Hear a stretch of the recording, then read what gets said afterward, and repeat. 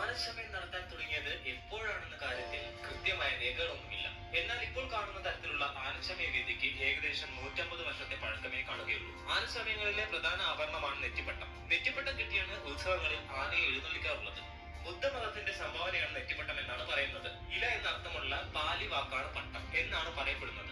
ചൂരൽപുലി, നാഗമഠം, വണ്ടോട് എന്നിങ്ങനെ നെറ്റിപ്പട്ടങ്ങൾക്ക് വകഭേദങ്ങൾ ഉണ്ട്. ക്ഷേത്രങ്ങളിൽ തലൈക്കെട്ട് എന്നാണ് നെറ്റിപ്പട്ടങ്ങൾ അറിയപ്പെടുന്നത്. നെറ്റിപ്പട്ടങ്ങളിൽ ചെറുതും വലുതുമായ നിരവധി കുമിളകൾ കാണാം. സ്വർണ്ണ നിറത്തിലാണ് ഇത്തരത്തിലുള്ള കുമിളകൾ നിർമ്മിച്ചിട്ടുള്ളത്. ഈ കുമിളകളിലൊക്കെ ദേവി സാന്നിധ്യമുണ്ടെന്നാണ് വിശ്വാസം. നെറ്റിപ്പട്ടത്തിന്റെ ഏറ്റവും മുകളിൽ ഇടത്തരം വലുപ്പത്തിൽ 5 കുമിളകളാണുള്ളത്. അതിന് താഴത്തെ നിരയിൽ അതേ വലുപ്പമുള്ള 2 കുമിളകളും. ഈ 7 കുമിളകളെ സപ്തർഷികളായിട്ടാണ് കണക്കാക്കുന്നത്. ഈ കുമിളകൾക്ക് താഴെയായി ഇടതും വലതുമായി 2 വലിയ കുമിളകളുണ്ട്. വട്ടക്കിണ്ണം എന്നാണ് ഇതറിയപ്പെടുന്നത്.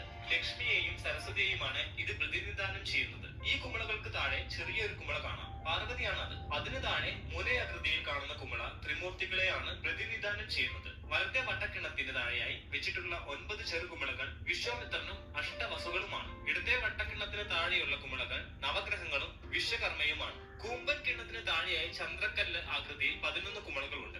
അതിന് താഴെയായി കാണുന്ന വട്ടത്തിലുള്ള കുമിള മൂലഗണപതിയാണ്. ഇത് കൂടാതെ 5000-ലധികം ചെറുകുമിളകളും നെറ്റിപ്പട്ടത്തിൽ കാണാം. തൃശ്ശൂരിലും തൃപ്പൂണിത്തുറയിലുമാണ് കേരളത്തിൽ ഏറ്റവും കൂടുതൽ നെറ്റിപ്പട്ടങ്ങൾ നിർമ്മിക്കുന്നത്. തുണിയിലും ചാക്കിലും നിർമ്മിച്ച് പ്രത്യേക ആകൃതിയിലുള്ള ഒരു ആവരണത്തിൽ പല ആകൃതിയിലുള്ള ലോഹങ്ങളിലുള്ള രൂപഭാഗങ്ങൾ തുന്നിച്ചേർന്നാണ് ഇത് നിർമ്മിക്കുന്നത്.